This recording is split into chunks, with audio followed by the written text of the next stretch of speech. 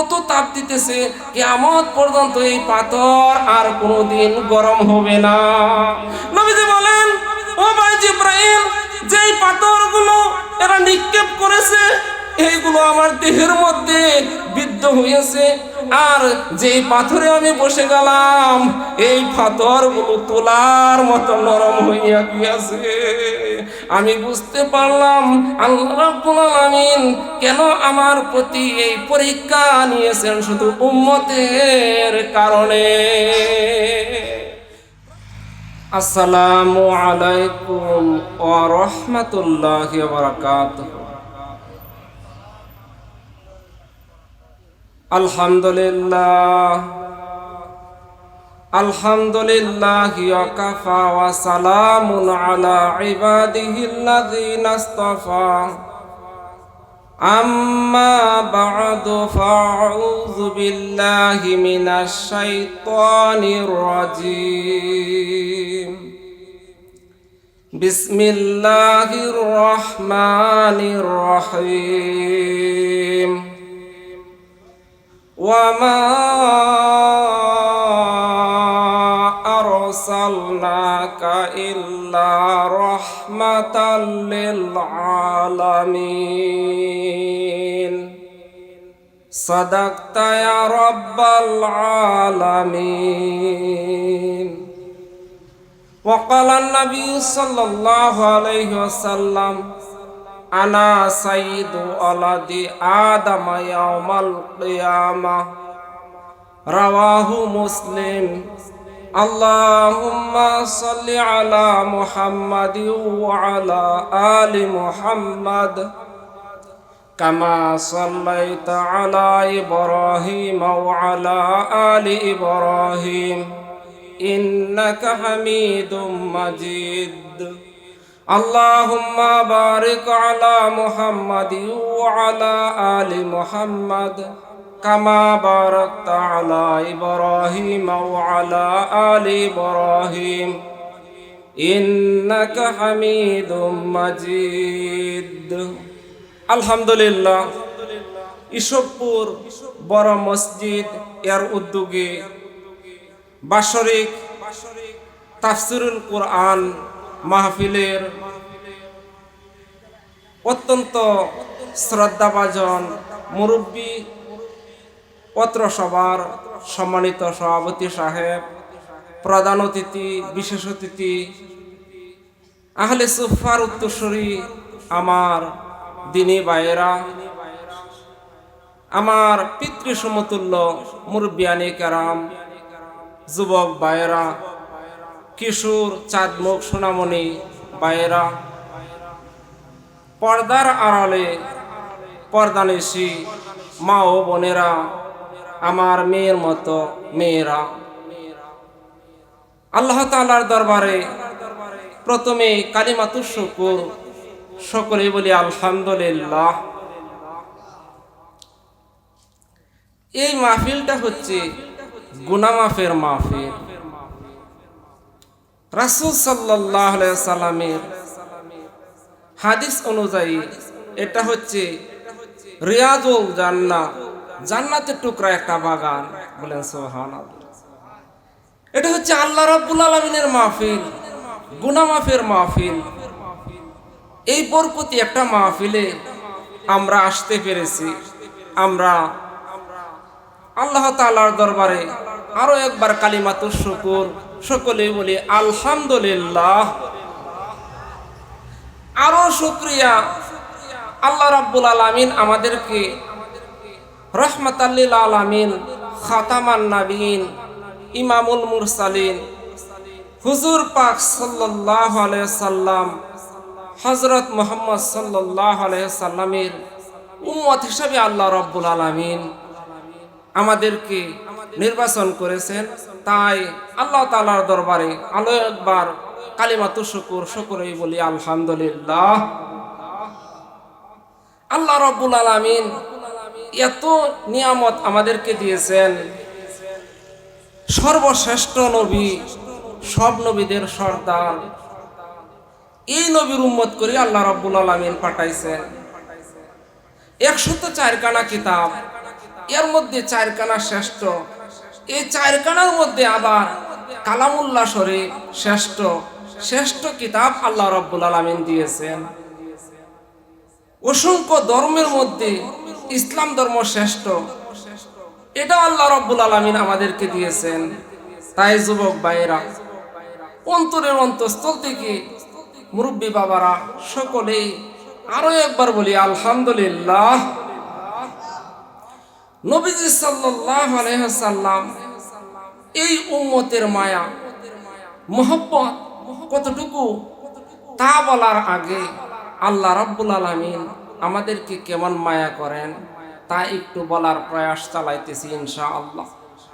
আমার ভাইরা, দিলের কানে শুনুন, উত্তম রূপে শুনুন। এই যে কিছুদিন আগে করোনা গিয়েছিল, এই করোনার মধ্যে সন্তানকে ঘরে এক কোণায় রেখে দিয়েছি, দরজা বন্ধ করে দিয়েছি। দরজা বন্ধ করে দেওয়ার পর সে ওইখান থেকে আল্লাহ আল্লাহ বলে ডাকেছে। আল্লাহ রাব্বুল আলামিন এই পিতা মাতার থেকে, সবার থেকে আল্লাহ রাব্বুল আলামিন আপনাকে আমাকে বেশি মোহাব্বত করে ভালোবাসে। নবীজি সাল্লাল্লাহু আলাইহি ওয়াসাল্লাম তিনি এমন নবী, তিনি আমাদেরকে সুপারিশ করবেন যেই দিন পিতামাতা পিছু হটবে, ও উম্মিহি ও আবি, ভাই বেরাদর যারা আছে তারা দূরে সরে যাবে, এমনকি নিজের আহাল পরিবার পরিজনের মধ্যে যারা ছিল দূরে সরে যাবে। কিন্তু রাসূল সাল্লাল্লাহু আলাইহি সাল্লাম লা ইয়াতাকাল্লামুনা ইল্লা মান আযিনা লাহুর রাহমানু ওয়া ক্বালা সাওয়াবা। রাসূল সাল্লাল্লাহু আলাইহি সাল্লামকে আল্লাহ রাব্বুল আলামিন একমাত্র কথা বলার তৌফিক দান করবেন আপনার জন্য, আমার জন্য। দয়াল নবী সাল্লাল্লাহু আলাইহি সাল্লাম হাসরের মাঠের সূর্যটা অর্ধ হাত অর্ধ মাইল, 3টা রিওয়ায়াত রইয়াছে। ওই দিন পৃথিবীটা তামার হবে, এমন নিদানকালে মাতা পিতা ভুলে যাবে, কিন্তু রাসূল সাল্লাল্লাহু আলাইহি সাল্লাম উম্মত বলিয়া স্বীকৃতি দিবে। আমার বাবারা, এই নবীজি সাল্লাল্লাহু আলাইহি সাল্লামকে আল্লাহ রাব্বুল আলামিন রহমত হিসাবে প্রেরণ করেছেন। কেমন রহমত আল্লাহ পাক দিয়েছেন। আল্লাহর একত্ববাদের ঘোষণা করার পর যদি একবার বলতে পারেন নবীজি সাল্লাল্লাহু আলাইহি ওয়াসাল্লাম হচ্ছে আল্লাহর বান্দা ও রাসূল, নবুয়তের যদি স্বীকৃতিটা দেন, তাহলে আল্লাহ রাব্বুল আলামিন আপনাকে একদিন না একদিন জান্নাতে প্রবেশ করাইবে। আমার বাবারা, এই নবী সাল্লাল্লাহু আলাইহি সাল্লামের উম্মত হইতে পেরেছি আল্লাহ করেছেন। তাই আল্লাহ তাআলার দরবারে কালিমাতুশ শুকর আকাশ বাতাস কম্পিত করে সকলে এক বাক্যে বলেন আলহামদুলিল্লাহ। নবীজি সাল্লাল্লাহু আলাইহি সাল্লামের উম্মতের সংখ্যা একটু আপনাদের সম্মুখে বলবো। এর আগে নবীজি সাল্লাল্লাহু আলাইহি সাল্লাম যখন আল্লাহ তাআলার দরবারে কোনো কিছু চাইতেন, সুপারিশ করতেন, দোয়া করতেন, ডাইরেক্ট আল্লাহ রাব্বুল আলামিন আরশ মহল্লার মধ্যে তা মঞ্জুর করে নিতেন। শুধু তাই নয়, নবীজি সাল্লাল্লাহু আলাইহি সাল্লামকে আল্লাহ তো ভালোবাসেনি, আল্লাহ রাব্বুল আলামিন ওনার হাবিবের জন্য দুরূদ শরীফ পড়েন। আল্লাহর সোলজারদেরকে, মালাইকাদেরকে নিয়ে নবীজি সাল্লাল্লাহু আলাইহি সাল্লাম দোয়া করেন, আল্লাহ কবুল করেন। এই উম্মতকে আল্লাহ রাব্বুল আলামিন আপনাকে আমাকে কতটুকু ভালোবাসেন তা এবার বর্ণনা করব। ও আমার বাবা, ও যুবক ভাইরা, ও চাঁদমুখ ভাইরা, কিশোর ভাইরা, শুনে রাখো, উত্তম রূপে শুনে রাখো, রাসূল সাল্লাল্লাহু আলাইহি সাল্লামের উম্মত হিসাবে কতটুকু আল্লাহ রাব্বুল আলামিন মর্তবা দিয়েছেন এবং আল্লাহ রাব্বুল আলামিন কত মহব্বত করেন। দয়াল নবী বর্ণনা করতেছেন, ও আমার সাহাবায়ে কেরাম, বনি ইসরাইলে একজন আবেদ ছিল, 1000 মাস সে জিহাদের মধ্যে কাটাইছে।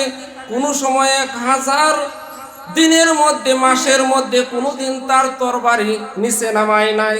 শুধু তাই নয়, রাত্রে কিয়ামুল লাইল করেছে, দিনে জিহাদ করেছে, রাত্রে এইরকম ভাবে আল্লাহ রাব্বুল আলামিনের ইবাদতে মশগুল হইয়া গিয়াছে।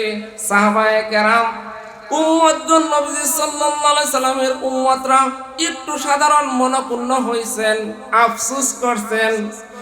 উম্মতের দয়ায় আল্লাহ রাব্বুল আলামিন সাথে সাথে বলিয়া দিছেন, নাজিল করে দিছেন, বিসমিল্লাহির রহমানির রহিম, ইন্না আনজালনাহু ফি লাইলাতিল কদর ওয়া মা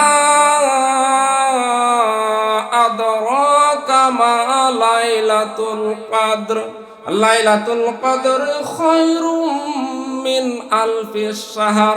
বলেন সুবহানাল্লাহ। ও আমার নবী, আপনার উম্মতদেরকে বলিয়া দিন, হাজার মাসের কথা শুনিয়া তারা মনঃপূর্ণ হয়েছে, মন খারাপ করছে। এরকম হাজার মাস নয়, এক রাত্র ইবাদত করবে। আপনার উম্মতদেরকে আমি 83 বছর 4 মাসের থেকে বেশি সওয়াব দান করব। এরকম হাজার হাজার মাস থেকে আমি আল্লাহ রাব্বুল আলামিন তাদেরকে এক রাত্রে বেশি সওয়াব দান করব। আমার বাবারা, পর্দানিশী মা ও বোনেরা, আমার মেয়ের মতো মেয়েরা, এই রাসূল সাল্লাল্লাহু আলাইহি সাল্লামের উম্মতের সংখ্যা কতগুলো তাই একটু শুনুন। আমার বাবারা, রাসূল সাল্লাল্লাহু আলাইহি সাল্লাম এই যে হাদিসটা বলবো তা বুখারী শরীফের মধ্যে 6541 নং হাদিসের মধ্যে রইয়াছে। মুহাদ্দিসিন কেরাম বলেন, এটা রাসূল সাল্লাল্লাহু আলাইহি সাল্লাম যখন আল্লাহ তাআলার দরবারে গিয়েছিলেন, যখন মেরাজ করেছিলেন, তখন হইতে পারে, অথবা ঘুমের ঘরে হইতে পারে। দয়াল নবী সাল্লাল্লাহু আলাইহি সাল্লাম দেখতেছেন যত উম্মত আল্লাহ রাব্বুল আলামিন যতজন নবী পাঠাইছেন, সবাই রাসূল সাল্লাল্লাহু আলাইহি সাল্লামের দরবারে। দয়াল নবী বলেন, আমার কাছে সবাই আসতেছে, বলেন মারহাবা। নবীজি বলেন, আমি দেখলাম কোন নবী 80 জন উম্মত নিয়ে আমার কাছে আইতেছে। আমি দেখলাম কেউ 40 জন, কেউ 30 জন, কেউ 10 জন, কেউ 5 জন। একজন নবী এসেছেন, ওনার সাথে কোনো উম্মত নাই, অর্থাৎ উনি একা এসেছেন।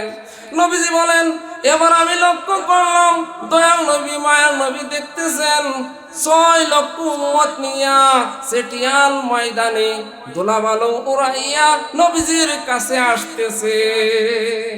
এবার নবীজি মনঃপূর্ণ হইলেন, আরে আমার কতজন মনে হয় উম্মত হবে। আল্লাহ রাব্বুল আলামিন সাথে সাথে ঘোষণা করিয়া দিয়েছেন, ওগো নবীজি আপনি ডান দিকে তাকান।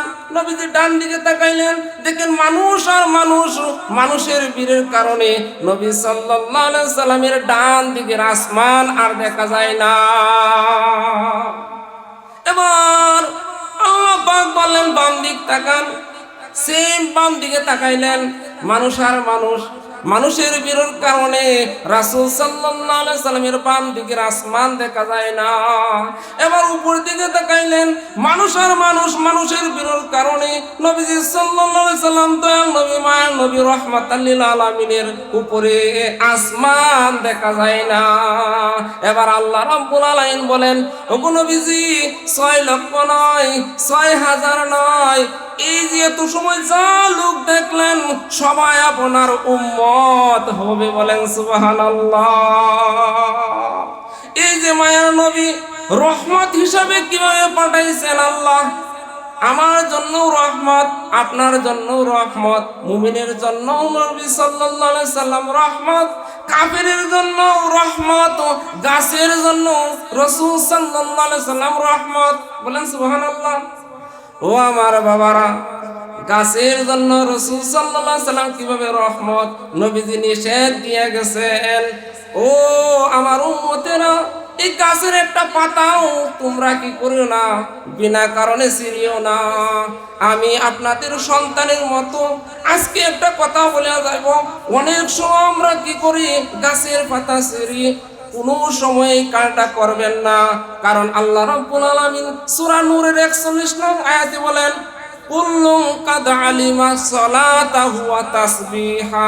ও আমার বাবা, ও যুবক ভাইয়েরা, উত্তম রূপে শুনিয়ে রাখো, আল্লাহ রাব্বুল আলামিন যত মাখলুক এই দুনিয়া সৃষ্টি করেছেন সবাই আল্লাহ রাব্বুল আলামিনের জিকির করে এবং যোগ্যতা অনুসারে সালাত আদায় করে।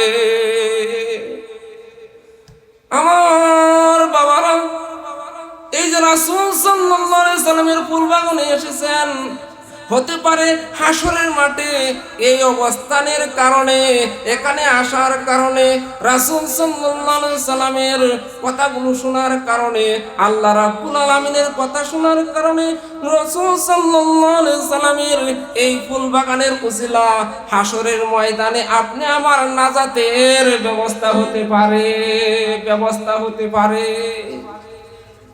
রাসূল সাল্লাল্লাহু আলাইহি সাল্লাম উনার রহমতটা পরে বলতেছে, আল্লাহ রাসূল সাল্লাল্লাহু আলাইহি সাল্লাম উম্মতের জন্য কি করছেন। বুখারী শরীফের 3231 নং হাদিসের মধ্যে রয়েছে, উত্তম রূপে শুনিয়া রাখুন। 3231 হাদিসের মধ্যে দয়াল নবী বলেন, কুরআন শরীফের পরে আসমানের নিচে জমিনের উপরে যত গ্রন্থ আছে সব থেকে সহিহ এই বুখারী শরীফের মধ্যে রইয়াছে। দয়াল নবী প্রায় 13 বছর মক্কা ভূমিতে দাওয়াত প্রচার করিয়া রাসূল সাল্লাল্লাহু আলাইহি সাল্লাম পালক পুত্র যায়েদ রাদিয়াল্লাহু তাআলা আনহুকে নিয়া তায়েফ সফর করলেন। ওইখানে তিনি প্রায় 10 দিন অবস্থান করলেন। 3 গোত্রের প্রধানদেরকে দাওয়াত দিলেন, লিডারদেরকে, বাদশাদেরকে দাওয়াত দিলেন। তারা যে কথাগুলো বলছে, বাবা আমি এই কথাগুলো, দুঃখের কথাগুলো কেমনে বলি। রাসূল সাল্লাল্লাহু আলাইহি সাল্লামকে নিয়ে ক্রিটিসাইজ করেছে, তোমার মতো লোক আল্লাহ রাব্বুল আলামিন নবী হিসাবে পাঠাইছেন, আর কোনো মক্কায় লোক পাইছেন না। বলেন নাউজুবিল্লাহ। শুধু তাই নয়, এরকম ভাবে রাসূল সাল্লাল্লাহু আলাইহি সাল্লাম 3 দিনের অনাহার বলতেছে, এরা যেহেতু কালিমা পড়ে মুসলমান হয় নাই। অন্যত্র রাসূল সাল্লাল্লাহু আলাইহি সাল্লাম যখন গেছেন, ওই তায়েফের লিডাররা ইহাও সহ্য করলো না। তারা দুষ্ট শুকরাদেরকে, যুবকদেরকে, কাফেরদেরকে, তরুণদেরকে নবীজি সাল্লাল্লাহু আলাইহি সাল্লামকে পাথর মারার জন্য, নির্যাতন করার জন্য লিলিয়ে দিল। নবীজি সাল্লাল্লাহু আলাইহি সাল্লাম রাস্তা দিয়ে চলতেছেন, ওই দুষ্ট চোকরারা 161টা যুবক দয়াল নবীকে যখন পাথর মারার জন্য প্রস্তুতি নিলেন, যায়েদ রাদিয়াল্লাহু তাআলা বলেন, আমি বেঁচে থাকতে নবীজির বদনের মধ্যে, পবিত্র শরীরের মধ্যে পাথর নয়, একটা ফুলের টুকা লাগুক, ইহা আমি যায়েদ সহ্য করতে পারবো না। নবীজি সাল্লাল্লাহু আলাইহি সাল্লাম এইভাবে চলতেছেন। যায়েদ রাদিয়াল্লাহু তাআলা দেখলেন এই দুষ্ট যুবকেরা ডান দিক থেকে পাথর নিক্ষেপ করার জন্য আসতেছে। যায়েদ রাদিয়াল্লাহু তাআলা ডান দিকে চলে গেলেন, এবার দেখেন বাম দিকে এরা প্রস্তুত নিতেছে। বাম দিকে চলে গেলেন, সামনে চলে গেলেন, পিছনে চলে গেলেন। যায়েদ রাদিয়াল্লাহু তাআলা পাগলের মতো হয়ে গেলেন। যতগুলো রাসূল সাল্লাল্লাহু আলাইহি সাল্লামের জিসমের মধ্যে পাথর নিক্ষেপ করে যায়েদ রাদিয়াল্লাহু তাআলা সবগুলো পিঠে বুকে নিতেছে। যায়েদ রাদিয়াল্লাহু তাআলা নবীজি সাল্লাল্লাহু আলাইহি সাল্লামকে চাদরের মধ্যে নিয়ে গেছেন। দুষ্ট চোকরারা লক্ষ্য করলো যায়েদ যতক্ষণ জীবিত থাকে নবীজিকে মারা যাবে না, তাই তারা যায়েদ রাদিয়াল্লাহু তাআলা মাথার মধ্যে 2টা বড় বড় পাথর নিক্ষেপ করলো। মাথা ফেটে রক্ত প্রবাহিত হইতে লাগলো। হাদিসের মধ্যে রয়েছে যায়েদ রাদিয়াল্লাহু তাআলা মস্তকের মধ্যে কয়েক জায়গা ক্ষত হয়ে গেল। তিনি গড়াইতে গড়াইতে গড়াইতে গড়াইতে বাগানে গিয়ে ছিটকে পড়ে গেলেন। এবার ওই বাগানের পুত্ররা, কামলারা, গোলামেরা যায়েদ রাদিয়াল্লাহু তাআলাকে সেবা যত্ন করতে লাগলেন। রাসূল সাল্লাল্লাহু আলাইহি সাল্লামকে এরকম ভাবে এবার পাথর মারবে। রাসূল বলেন, আমাকে তোমরা ছেড়ে দাও। তখন ওই দুষ্ট চোকরারা, তায়েফের প্রান্তরের চোকরারা বলতেছে, তুমি কত বড় হিম্মত নিয়ে আমাদের এলাকায় এসেছো, যে পা দিয়ে এসেছো এই পায়ের মধ্যে, রাসূল সাল্লাল্লাহু আলাইহি সাল্লামের পায়ের মধ্যে সর্বপ্রথম তারা আঘাত করতে লাগলো। আম্মা জান আয়েশা সিদ্দিকা রাদিয়াল্লাহু তাআলা আনহা বলেন, ওই যে ইউসুফ আলাইহিস সালাম রে দেখিয়া যে মহিলাগণ হাত কাটছিল, তারা যদি নবীজি সাল্লাল্লাহু আলাইহি সাল্লামকে, হযরত মুহাম্মদ মুস্তাফাকে দেখতো, হাত নয় কলিজা কেটে দিত।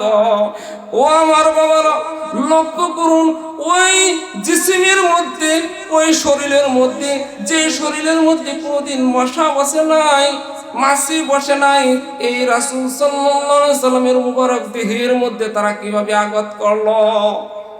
ও বাবা, হাত দিয়ে নয়, এভাবে ঢাল দিয়ে তারা এরকম জোরে পাথর নিক্ষেপ করতেছে।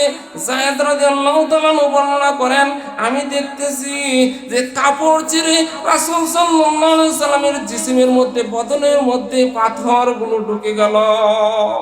এবার যখন আরো রক্তে রঞ্জিত করে দিলেন, দয়াল নবী সাল্লাল্লাহু আলাইহি সাল্লাম মাটিতে লুটিয়ে পড়লেন।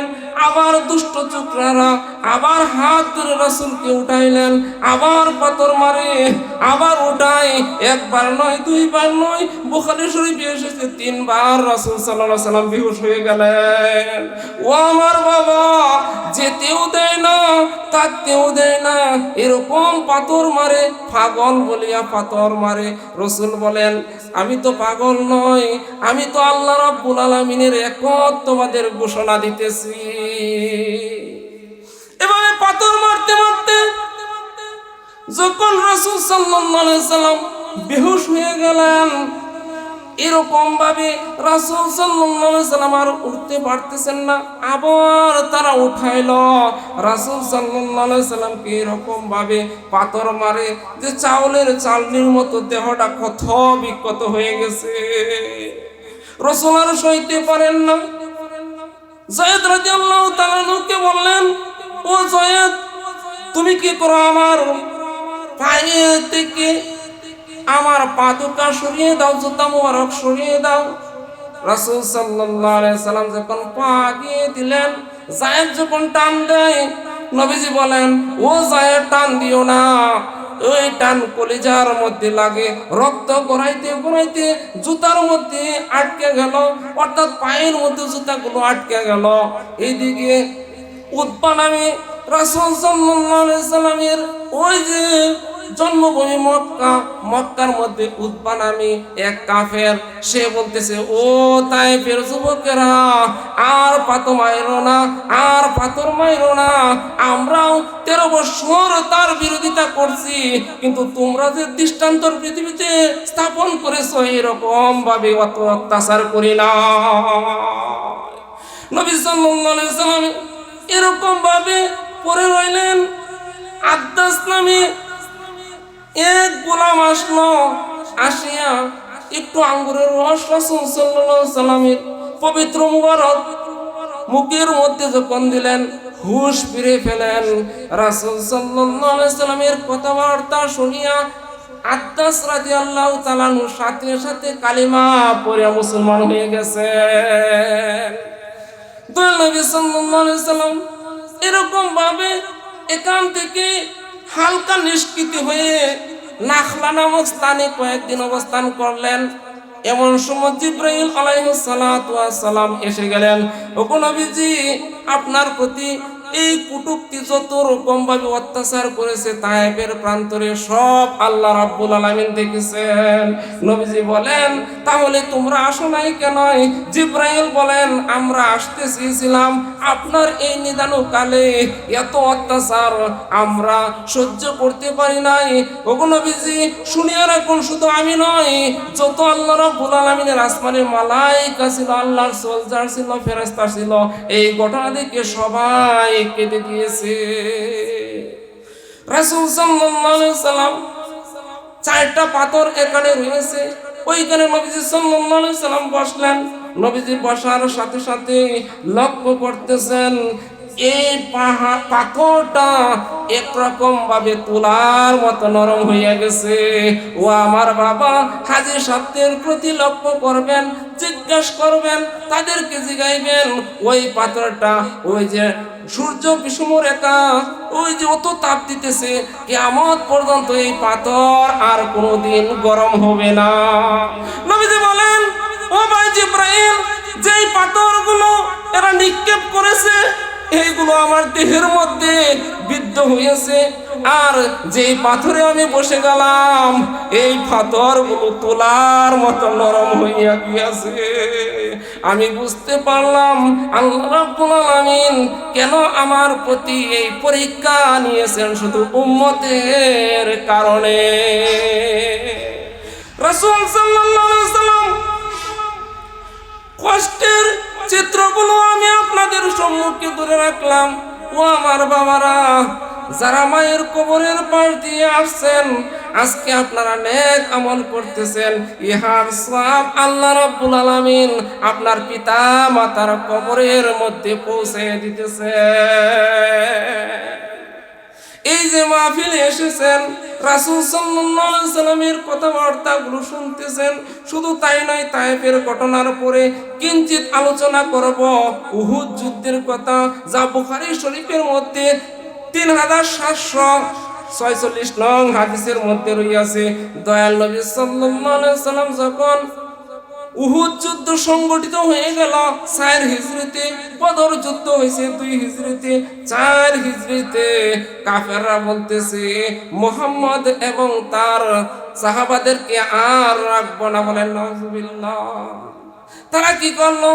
রাসূল সাল্লাল্লাহু আলাইহি সাল্লামের প্রতি যেরকম ভাবে তারা বলতেছে আর যখন রাখবো না, অনেক লম্বা ইতিহাস। রাসূল সাল্লাল্লাহু আলাইহি সাল্লামকে আক্রমণ করার জন্য কাফেররা যখন আসতেছে, দয়াল নবী সাল্লাল্লাহু আলাইহি সাল্লামকে ঘিরে রেখেছেন 10 জন সাহাবা। এই 10 জনের মধ্যে তালহা রাদিয়াল্লাহু তাআলা প্রধান। সাহাবাদেরকে বলতেছেন, ও সাহাবায়ে কেরাম, তোমরা রাসূল সাল্লাল্লাহু আলাইহি সাল্লামকে একটু পাহারা দাও। এই বলে তিনি বীর বিক্রমের সহিত ওই যে কাফেরদেরকে দৌড়ানি দিলেন। আবার রাসূলের পজিশন বোঝার জন্য আবার আসলেন, আবার গেলেন।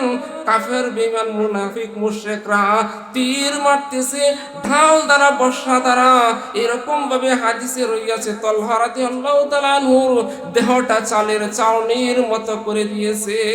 একটা নয়, দুইটা নয়, 80 থেকে 82টা আঘাত লেগেছে। এরকম ভাবে তালহা রাদিয়াল্লাহু তাআলা শরীরটা কত বিক্ষত হয়ে গেছে। এবার দেখতেছেন তালহা রাদিয়াল্লাহু তাআলা বুকের মধ্যে আর তীর লাগার জায়গা নাই, পিঠ পেতে দিয়েছেন, পিঠের মধ্যেও লেগেছে। এবার দেখতেছেন রাসূল সাল্লাল্লাহু আলাইহি সাল্লাম তালহার পজিশন বোঝার জন্য নবীজি সাল্লাল্লাহু আলাইহি সাল্লাম একটু উকি দিয়েছেন। এবার তালহা রাদিয়াল্লাহু তাআলা বলেন, ওগো নবীজি, শির মুবারক উঠাইয়েন না, আমি তালহা আমার পিতামাতার কুরবান হোক ও আপনার জন্য কুরবান হোক, দেহ চলে যাক, অসুবিধা নাই, আপনার শরীরে তীর নয়, একটা ফুলের টুকা লাগুক, ইহা আমি তালহা চাই না। এবার তালহা রাদিয়াল্লাহু তাআলা এদিকে হাত পেতে দিলেন, হাতের মধ্যে 4টা বিষাক্ত তীর এসে যখন বিদ্ধ হয়ে গেছেন, তালহা রাদিয়াল্লাহু তাআলা এই হাতটাও কিছু হয়ে গেছে। তালহা রাদিয়াল্লাহু তাআলা একটা গর্তের মধ্যে ছিটকে গিয়ে পড়ে গেছেন।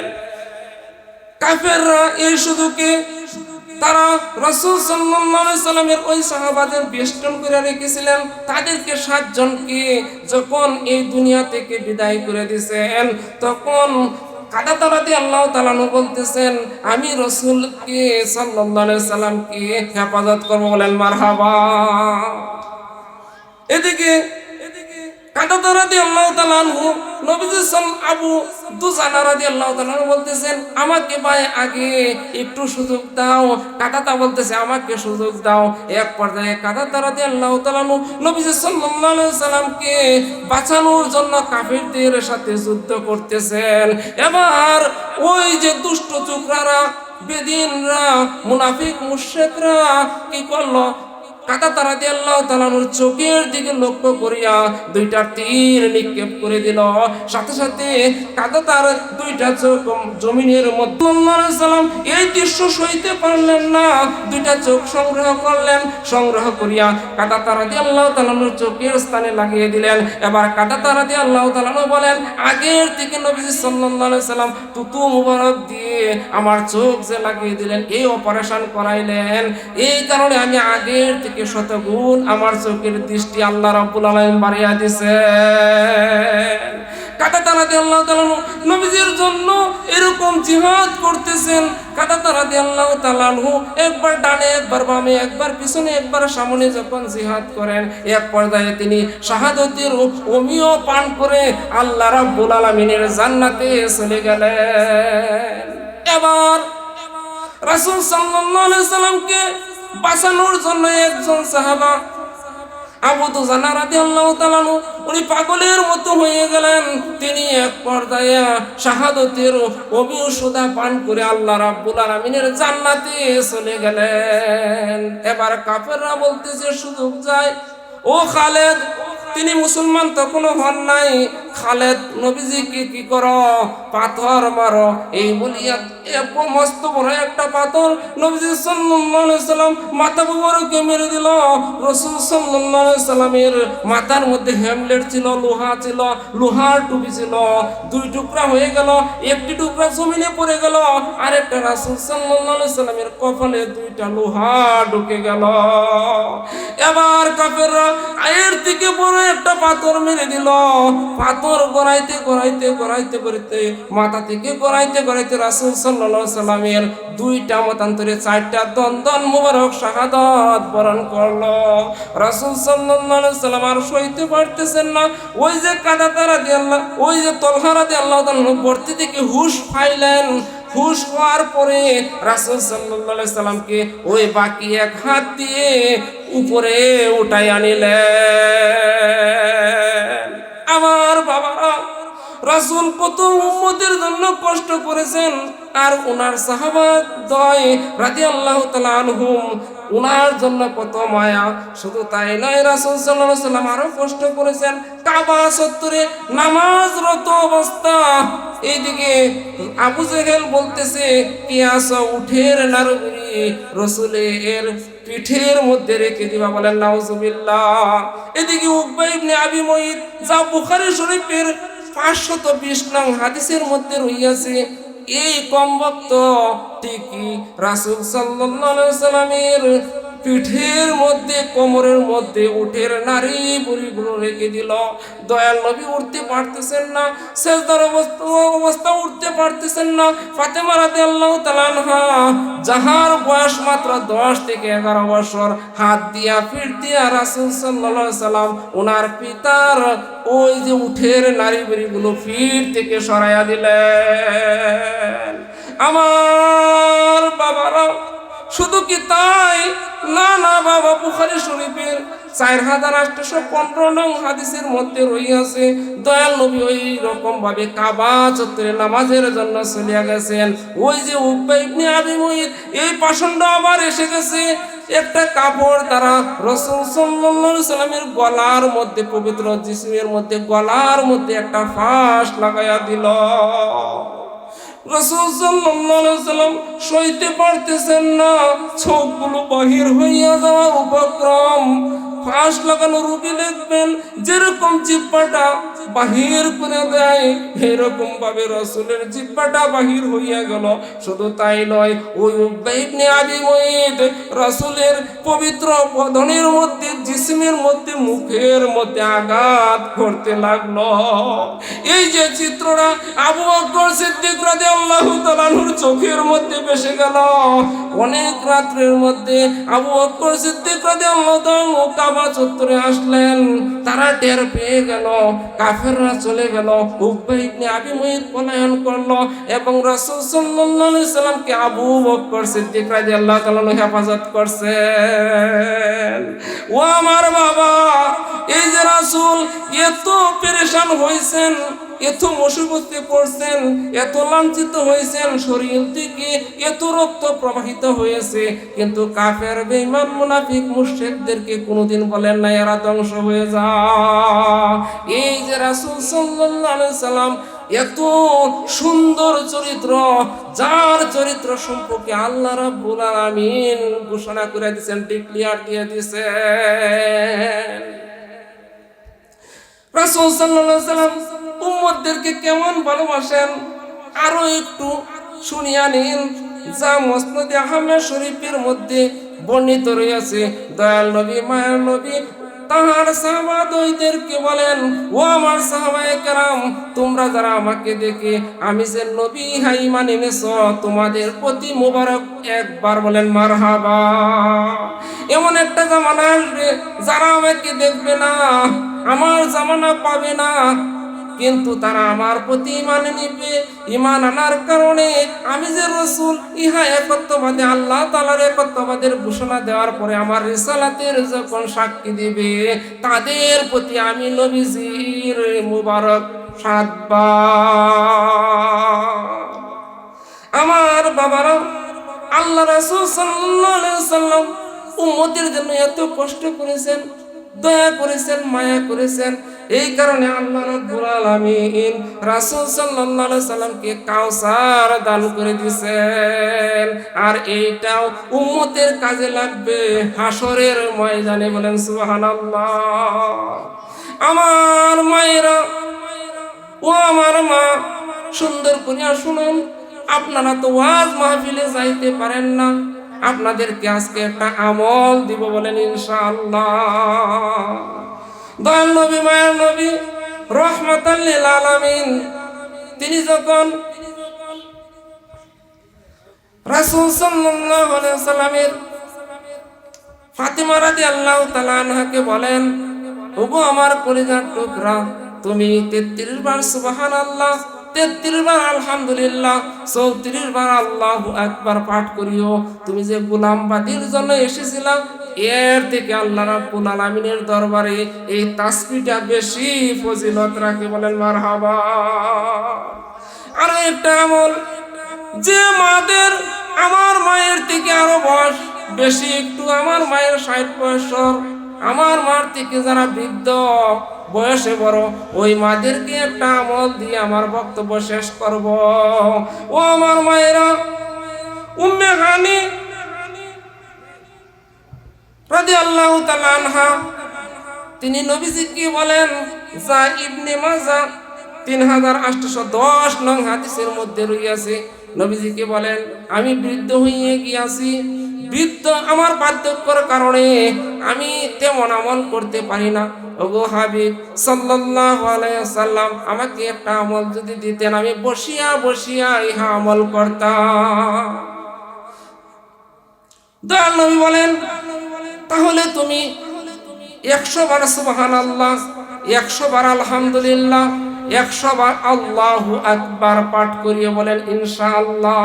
তুমি যদি 100 বার সুবহানাল্লাহ পাঠ করো, তাহলে 100 গোলাম আজাদ করার সওয়াব আল্লাহ রাব্বুল আলামিন তোমাকে দিয়ে দিবেন। আর যদি 100 বার সুবহানাল্লাহ বলো, 100 গুরা, শুধু গুরা নয়, লাগাম সহ জিহাদের ময়দানের পাঠানোর সওয়াব আল্লাহ রাব্বুল আলামিন তোমার আমল নামা দিয়ে দিবেন। তুমি যদি 100 বার আল্লাহু আকবার পাঠ করো, তাহলে 100 উট কুরবানির সওয়াব আল্লাহ রাব্বুল আলামিন তোমার আমল নামা দিয়ে দিবেন। আমার মায়েরা, আমার বাবারা, যুবক ভাইয়েরা, এই যে মাহফিলে এসেছেন, সামনে আল্লাহ রাব্বুল আলামিন এমন একটা মুবারক মাস রাখছেন, যেই মাসে আপনি যদি নফল ইবাদত করেন, আল্লাহ রাব্বুল আলামিন ফরজের সওয়াব দান করবেন। আর যদি ফরজ আদায় করেন, তাহলে একটা ফরজের জন্য আল্লাহ রাব্বুল আলামিন 70টি ফরজের সওয়াব দান করবেন। শেষ করে দিতাম। আমি তো আপনাদের এলাকারই, আমার বক্তব্য